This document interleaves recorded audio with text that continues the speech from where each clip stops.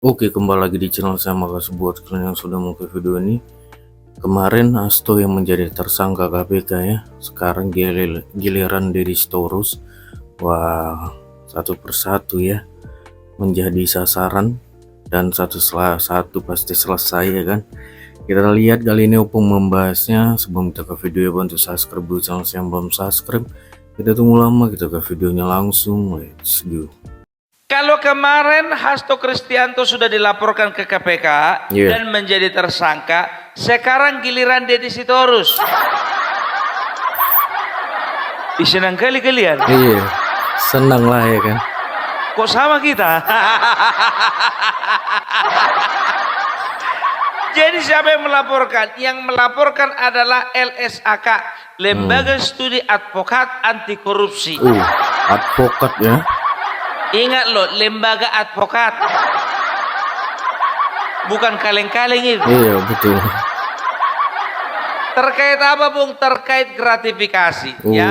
Jadi LSKK melihat bahwasanya Deddy Sitorus menerima gratifikasi berupa penyewaan helikopter ketika dia sedang kampanye di Kalimantan Utara.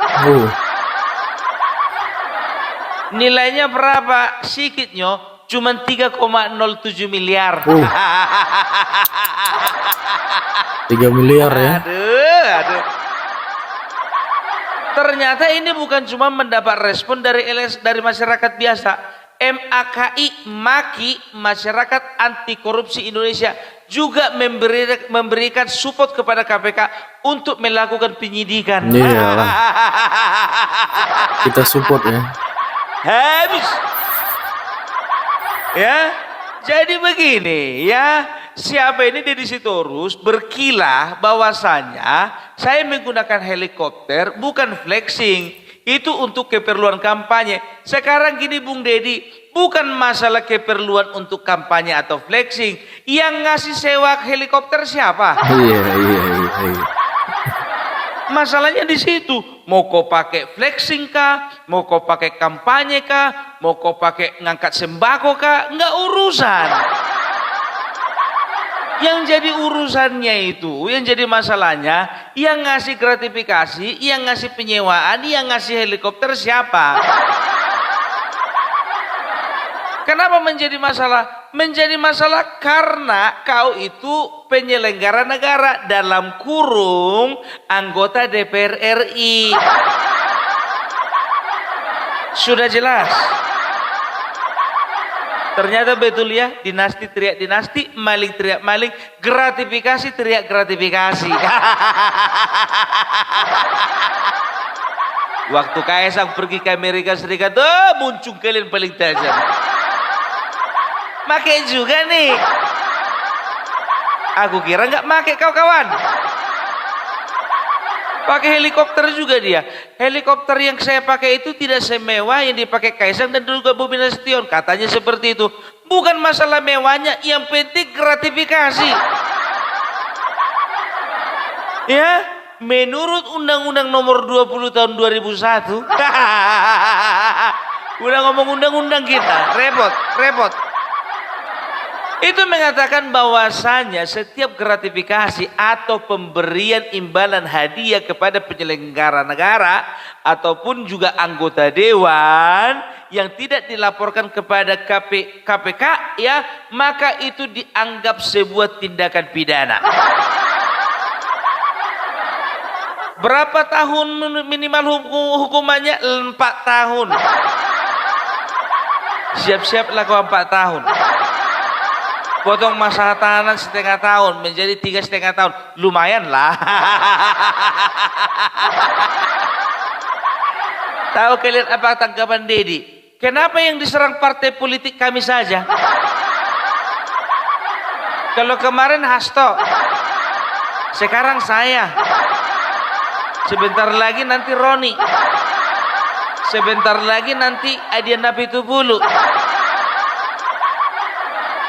Ya, ini berarti serangan terhadap partai PDIP. Bukan itu masalahnya. Kalau nggak melakukan, kenapa gerah? Kenapa aneh? Kenapa panik? Kan begitu kan? Itu aja. Kalau kalian tidak melakukan kesalahan, nggak perlu takut. Kalau kalian tidak melakukan dosa terhadap rakyat ini, tidak melakukan sebuah tindakan pidana korupsi, tidak melakukan hal-hal yang menyakiti hati rakyat, kami pun siap untuk mensupport kalian. Nah, masalahnya selama ini kalian sudah menuding ya Bapak Jokowi melakukan politik dinasti. Ternyata kalian pelaku utama. Kalian tuding bahwasanya keluarga Jokowi maling. Ternyata kalian pelaku utama. Kalian tuding keluarga Jokowi melakukan gratifikasi. Ternyata kalian pelaku paling utama. Ya, siap-siap ya, siap-siap. Ya, makanya aku bilang ketika kalian berkuasa, ya jangan pernah kalian itu merasa jumawa. Jadi ketika kalian itu tidak berkuasa lagi, mental merasa masih juara itu udah nggak ada lagi. Ini kan enggak, iya kan udah nggak berkuasa, merasa paling merasa paling punya power. Jadi udah bisa dipastikan sebetulnya koar orang ini yang paling besar. Aku sempat kebingungan dia kan. Kenapa bilang? Kalau sempatlah diangkat si Hasto ini sama KPK, siapa lagi kawan sini di situ urus? Nggak ada lagi kawannya koar-koar. Ternyata ku dengarlah kabar bahwasanya dia dilaporkan KPK, ya kan? Kalau sempat ketangkap, akan bisa barengan orang itu koar-koar di penjara.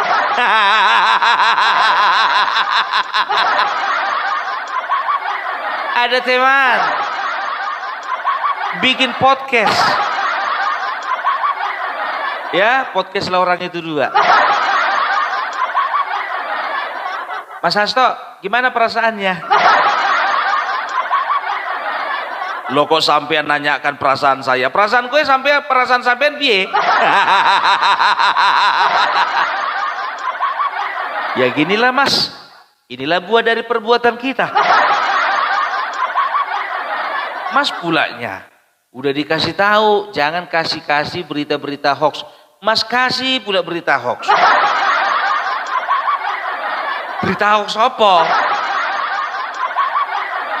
Itu mas yang kemarin yang kau bilang itu di podcastnya si Akbar Faisal, yang kau bilang bahwasanya Bapak Jokowi melakukan kriminalisasi terhadap Anies Baswedan. Jadi kayak ginilah kita kena sekarang. Makanya mas kalau dapat informasi tolong dulu difilter. Ini ndak informasi dari KONI yang kau percaya. Ya aku juga ndak tahu mas, saya kira Bu KONI itu betul-betulan orang yang bersih. Saya kirain dia itu betul-betul seorang pejuang. Begitu dilaporkan dia kabur ke Rusia. Itulah kau mas, makanya orang kayak gitu nggak bisa dipercaya mas. Apa yang dilakukannya itu hoax semua. Makanya mas, lain kali ke depannya ya jangan lagi mau diundang podcast sama dia. Ya iya, tapi sampai juga gitu loh. Saya cuma ngasih berita ini dan itu, sampai niki ngegasnya begitu-begitu amat.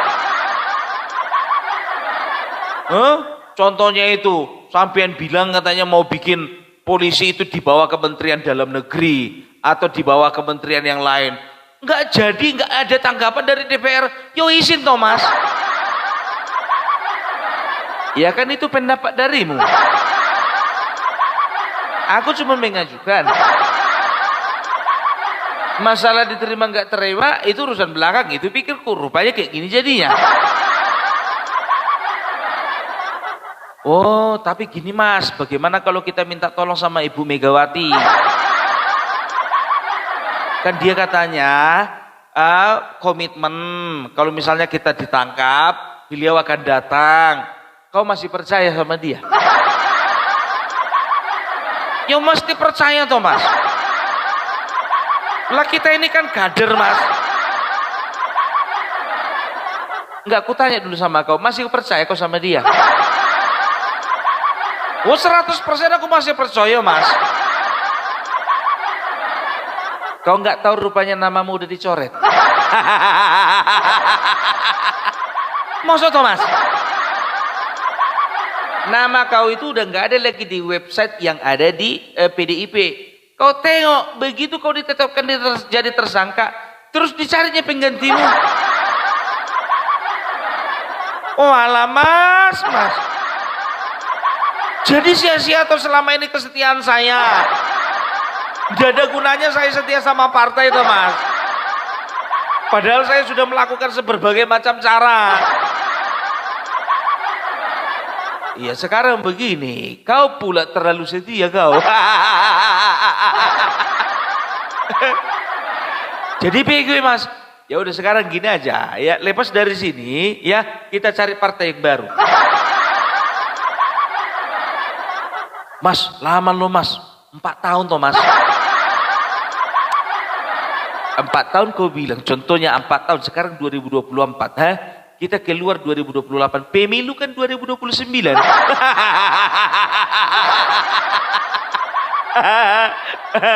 Masih ada rupanya mas yang mau nerima kita. Nggak percaya kau sama aku lah. Lawang ketum saya nggak percaya apalagi sampean mas.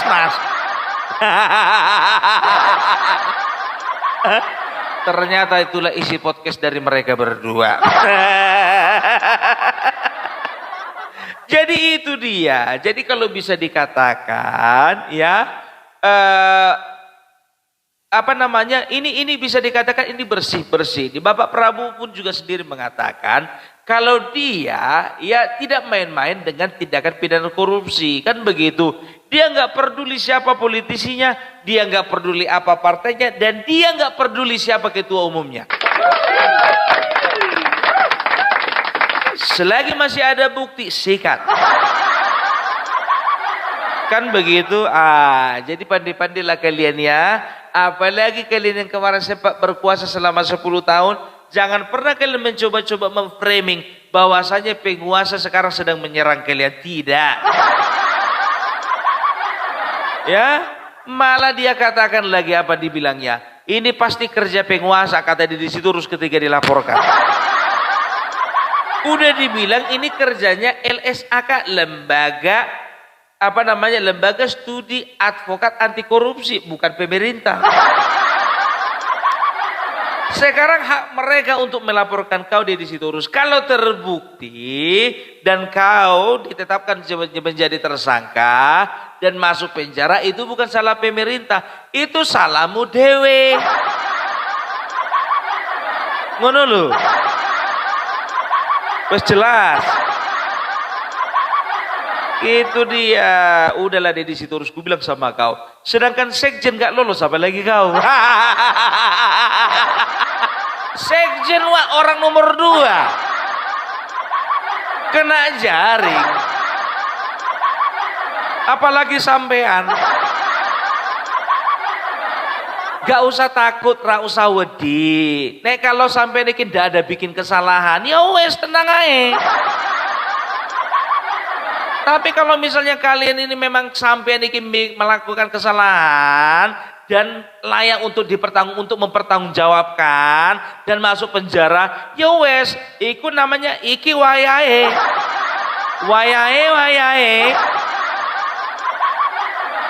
Sudah waktunya. Ingat, ada pepatah mengatakan segala sesuatu itu indah pada waktunya. Iya dong, tapi kalian bilang kalian pejuang. Ya, jadi itu dia. Jadi kalau bisa dikatakan ya dari situ terus ini nggak usah perlu membela diri lah. Sama seperti Hasto kemarin, capek-capek dia membela diri, ujung-ujungnya ditetapkan juga jadi tersangka, kan begitu. Sekarang itu tergantung bisa ndak kau membuktikan kalau kau itu tidak melakukan gratifikasi, ya kan? Mau alasan kalau dibilang katanya alasannya ini ya kan, saya itu menyewa helikopter karena di Kalimantan Utara itu tidak sama dengan Jawa. Kalimantan Utara itu penuh dengan daerah-daerah yang berjauhan. Kadang dari satu desa ke tempat desa lainnya itu jaraknya 200 meter. Tidak bisa ditempuh jalan darat. Kadang pakai perahu. Tidak bisa ditempuh dengan perahu. Kadang-kadang juga harus pakai helikopter. Sekarang begini, kenapa nggak di Jawa aja kau mencalonkan? Kan begitu. Sekarang begini, kalau memang ada uangmu sewa helikopter, tapi kalau nggak ada uangmu, kau melakukan kau menggunakan jasa dan juga pemberian dari itu katanya dari perusahaan kan? Dari perusahaan katanya ya. Itu tetap tidak diperbenarkan, tidak diperbolehkan. Karena apa? Karena bukan uangmu. Nah, kalau memang uangmu contohnya, ya apa sanggup seorang anggota Dewan DPR RI dengan gaji sekian-sekian menyewa pesawat atau menyewa helikopter sejumlah 3,07 miliar?